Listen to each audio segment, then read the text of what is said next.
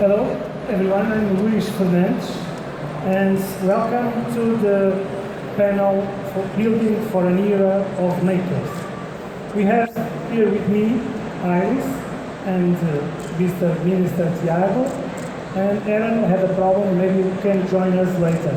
If he does, we'll talk to him also. Let me start this panel bringing to you something that is something like the Olympic medal for the makers.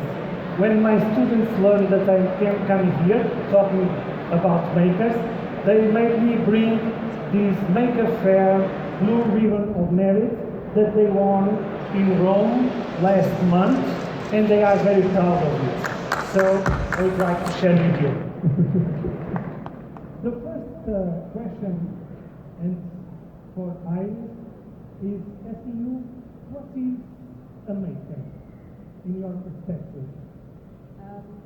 In my perspective, a maker is someone who can identify a problem they see around them and then create a solution to that problem.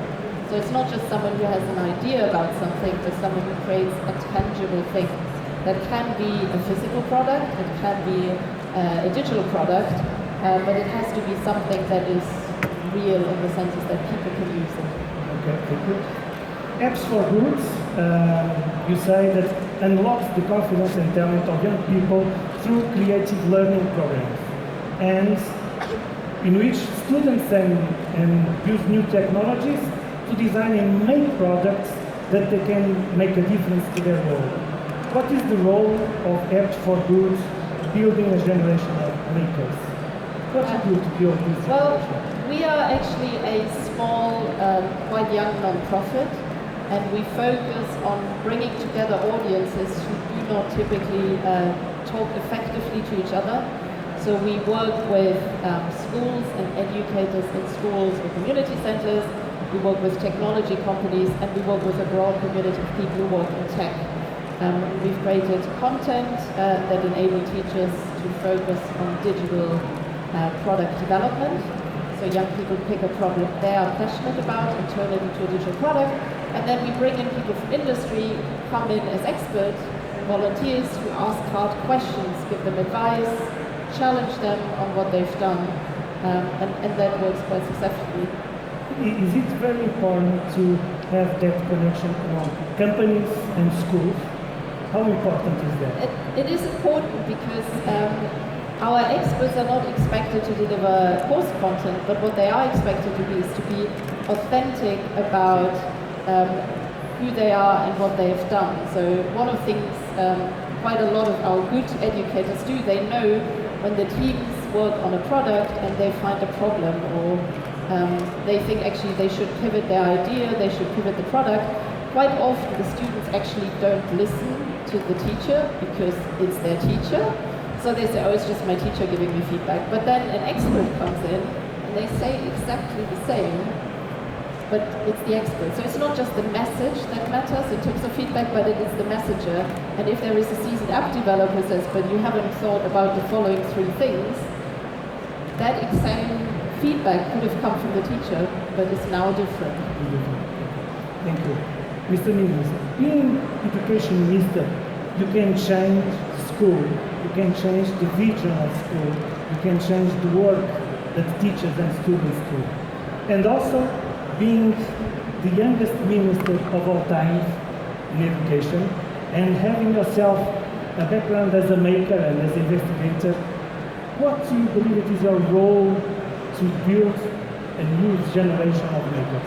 Well, thank you, first of all, and welcome everyone, the ones that are here in Portugal with us. It's a great pleasure to receive you here in Portugal. And it's true, we have this opportunity, or I have this opportunity being of Minister of Education, of thinking how we can modulate our education system and how we can introduce this idea of the maker movement in the education system.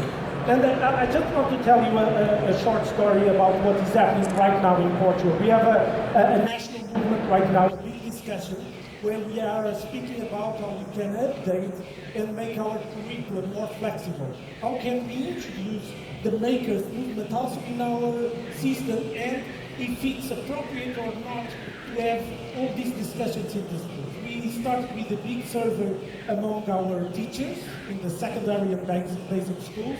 We also have the scientific and professional societies joining us.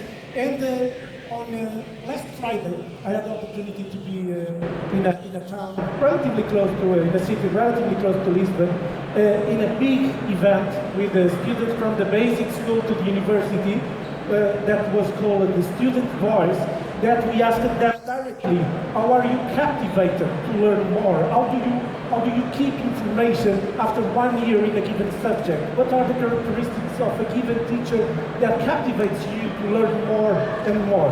And it's true that some of the answers that they gave me, some of them are really small, believe me. They are around 8, 9 years old. Some of them are older, 16, 17.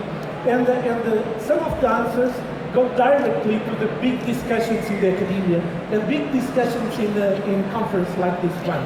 And three main ideas that they told me directly. If I have the possibility to be Minister of Education and I can modulate the system, I want to maximize the time that I have to observe, also the time that I have to have the possibility to experiment, to have experimentation in the classroom or outside the classroom, and one important thing for this discussion. I want to learn by making. One of them was very assertive, and she was relatively young and told me, Mr. Minister, I want to learn by making. And of course, all these things, they want to criticize, they want to have time to have all the knowledge going down and going deeper in their brains. And they were a little bit lost with these new concepts, for them at least. Like the information society, the big information society, at the same time, the concept of the solid rock that is the knowledge society, and how are they able to communicate, how they can have from all this knowledge and information a real communication society that they have an added value. And what they told us, or at least I perceived it from them, is that more than citizens, they want to be emancipated citizens. And they told me clearly that if they have the possibility to be makers, they can emancipate themselves, even if they are as young as some of the youngsters that are there. But do you believe that schools and teachers are ready for that change? Well, I can share with you the next question, because they told me this and I told to them, so how many of your teachers are currently doing that? And then I just have a gigantic silence in the room. But I think that things are rapidly changing in some of our schools, and right now I have the possibility to be silent and pass the word to you. You are the director of one of the 80 worldwide schools that is a reference for Microsoft, with the program that you direct in your school, being a maker yourself and giving the opportunity to the students to be makers. But this is the question. If you have the possibility to have curricula that are more flexible, things will change rapidly. And we need to understand what we have, or what we need to have the perfect storm for maker education. I'm a biochemistry, so the culture media to everything happen. And I think that you can compliment because you are a maker too. But I think that with the quantity of information that we have, with all the open source resources, we right now have affordable electronics and devices. At the same time, we have every single time more focus and important focus on STEM, science, technology, engineering, math, adding with STEAM and putting arts on it. I think if we have all of these things, we can have a small revolution, adding makers to the school curriculum. It's not just that, but it can be an added value. It's actually quite interesting if you look at history, because you mentioned chemistry, and you need to look at when was chemistry introduced into the school curriculum. It was actually around the 50s when the chemical industry saw a huge boom, and everyone thought, oh, well, at least our students should learn the basics of chemistry. That was the intention. I think some of the result has been that there's been a very strong focus on the pure academic aspects of chemistry and not on the practical ones. And I think there is a clear risk that it's like there is a global trend that computer science is going into the curriculum. You can see a dozen of countries doing it. The question is, will the mistakes of the past be repeated to focus on the academically thing, because they are much closer aligned with the traditional model of assessment, whereas the practical skills, working in teams, looking at tangible products, are much, much harder to assess. So there is an opportunity, but clearly a risk there as well to make the mistakes of the past. Those skills are much more complex, so trying to understand them, how are they developed with students, is not easy to assess and to show the results. And sometimes it takes very long time. Exactly. So that and that's another thing. It's good to be here with in the Web Summit. I had the opportunity to be recently in Norway in the Skills Summit. And this general idea, we all know that right now, or in 20 years from now, we are going to have a lot of jobs which needed skills are not currently being taught in our universities, and this is a big challenge. But I think that what we need to pay attention is what are the lessons that we can understand from the maker movement. The maker movement is not new.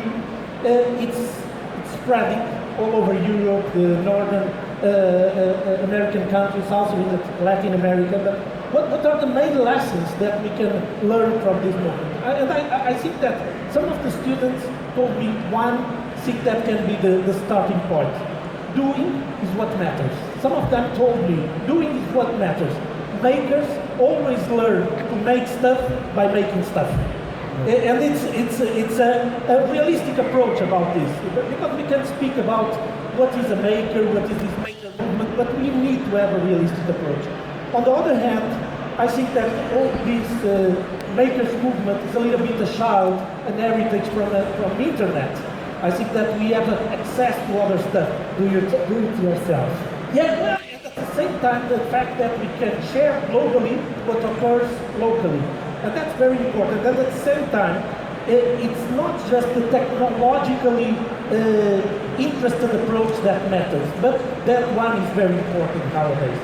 And the other thing that they told me is that they always learn with give it a go effect.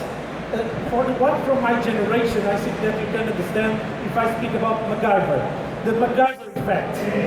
I think that you need to find the solution for a problem. Of course, that MacGyver was our hero, and we all can understand what I'm telling, but for them is give it a go. There is no substitute for experiments. Experiments are the most important things when you are learning. And for them it's extremely important to have time to develop the projects. At the same time, they need to personally understand that the project is their own project. They feel meaningful the project if it's their own project. And at the same time, they need to feel encouraged to overcome problems. However, if you look at making is important, but if you're not reflecting on what you've made and the mistakes you've made, so I'm a big fan of actually doing things, but it needs to be embedded within a context, because you don't want to make all the obvious rookie mistakes someone else has made. So it is a combination between existing knowledge, practical experiencing, to then evolve a new thing. So I think there is a dialogue between the two things, and that will make it successful if both of those things can actually come together.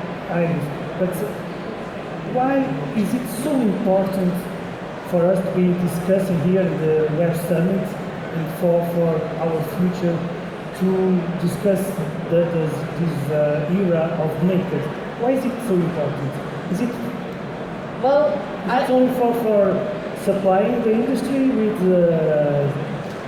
students that learn how to do things? Is it important to develop personal skills? Well, I actually keep saying it's like if we were doing that like 5,000 years ago, we would be doing pottery classes with some reflections on it.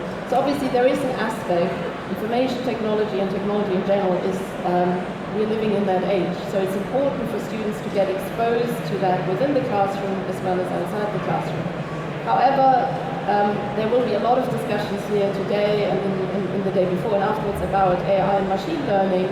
More and more of the previously existing jobs will be automated. So what is actually the edge young people can have? What hope can they have to have not just an economically good life, but a good life in general? And what does that mean for schools? What does that mean for careers advice? So I think things are changing, and schools have always adapted. And the truth is, schools will continue to adapt, and they need to adapt, and the teachers will, because their mission is to educate young people. And that's what gives me To hope. understand the present, but working for the future. Yes, and that's what teachers are passionate about, right? Is educating young people. And that's an important point when you spoke about technology. It's not all about technology, but here, and maybe for this audience, it is mainly about technology, and it's due to the technology that we are seeing this revolution. But two important things about this movement, let me say. One of them is that learning is something intensely personal. You can have standards, but learning is intensely personal. And I use it to work in cancer research. I use it to speak about personalized medicine, and it's important to speak about personalized education. And this maker's world fits in this kind of personalized and in the flexibility of the curriculum. And another thing, if you see, just sports and education system are the ones that group people by age. This kind of approach can put all of them together by cycle, and they can contaminate each other. And you can have a mentorship from the older ones or the ones that have a given skill and contaminate in a positive way the others. And I think that these ideas are extremely important. And at the same time, I spoke about STEM, then I spoke about STEAM, introducing arts. I think that the aesthetic perspective is also important when you are building this kind of, it's not just engineering, math, it's also important arts. Just 10 seconds for Iris. Closing this meeting, we have the time is over. So do you believe in the future of makers, or just a trend? I believe that human beings create the world around them, so yes, that will not change. Do you believe in the future of makers? It's not just a trend. I really believe the world is made by makers. And the world was made also by makers in a different substrate, but it was also made by makers in the recent and in the history. Thank you so much. Thank you all for attending. I hope you have a good time. Thank you all.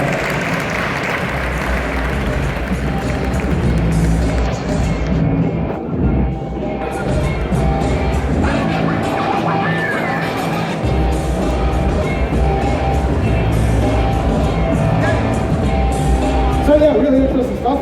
Again, like I say, I work in a business where we have to constantly reinvent what it is kind of we do. Over the last, I've been there for 15 years. Obrigado, que foi sem querer.